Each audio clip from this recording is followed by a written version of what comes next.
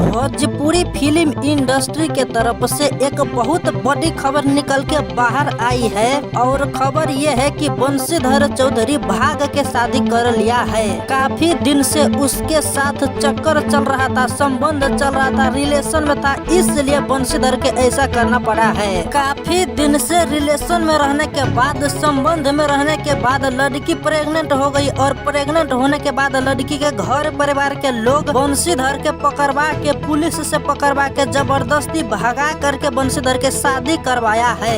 ये जो अभी आप लोग फोटो में सीधी सीधी दिख रहा है, बंशीधर चौधरी इस लड़की से शादी कर लिया है। बहुत दिनों से दोनों रिलेशन में थे, संबंध में थे। बंशीधर चौधरी इस लड़की के दिल से पसंद करता था, दिल से चाहता था और लड़की भी बंशीधर चौधरी के काफी पसंद करता था, चाहता था। काफी दिन बीतने के बाद दोनों एक दूसरे से बातचीत किया और सोच लिया, तब जाकर के दोनों अभी मिल के शादी कर लिया है। दोनों के प्यार ऐसा था कि एक दूसरे के बिना नहीं जी सकता था, इसीलिए दोनों मिलके शादी कर लिया है। दोनों अब मिलके अच्छा खासा खुशहाल जिंदगी जिएगी और बंशीधर और मेहनत से काम करेगी, इस इंडस्ट्री में और गाना बनाएगी इसी तरह से।